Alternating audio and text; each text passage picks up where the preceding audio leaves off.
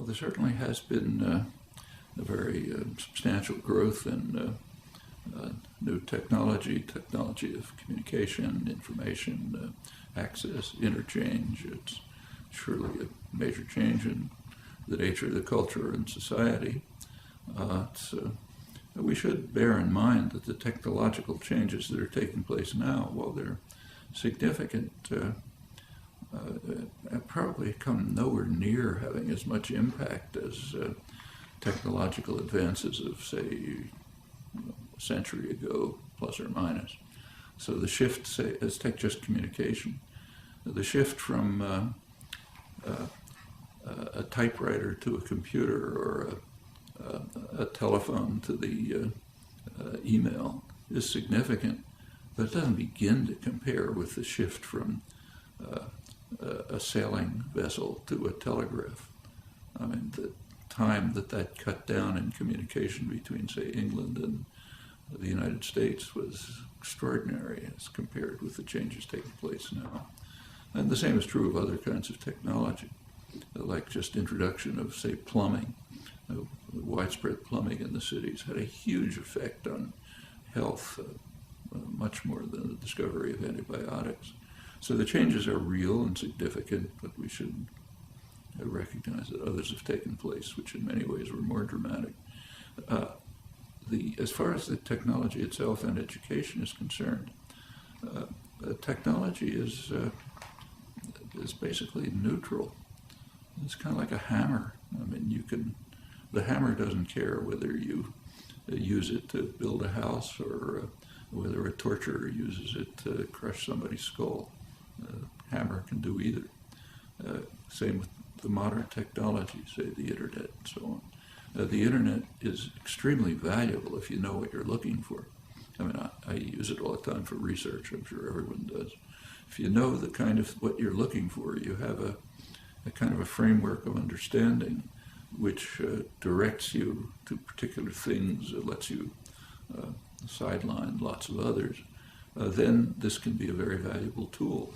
Of course, you always have to be willing to ask, is my framework the right one? Maybe I ought to modify it. Maybe if there's something I look at that questions it, I should rethink how I'm looking at things. But you can't pursue any kind of inquiry without a pretty relatively clear framework that's directing your search and helping you choose what's significant and what isn't, what can be put aside, what ought to be pursued, what ought to be challenged, what ought to be developed, and so on. I mean, you can't expect somebody to become a biologist, say, by giving them access to the Harvard University biology library and say, just look through it. That will give them nothing. And the internet is the same, except magnified enormously.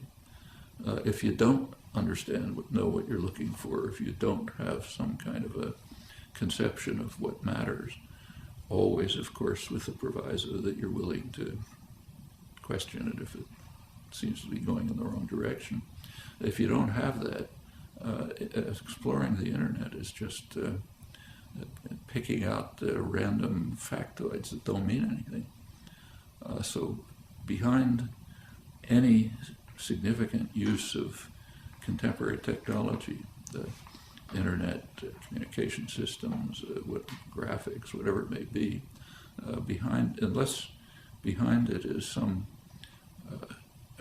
well-constructed directive conceptual apparatus, it is very unlikely to be helpful. It may turn out to be harmful. For example, a random exploration through the internet turns out to be a cult generator.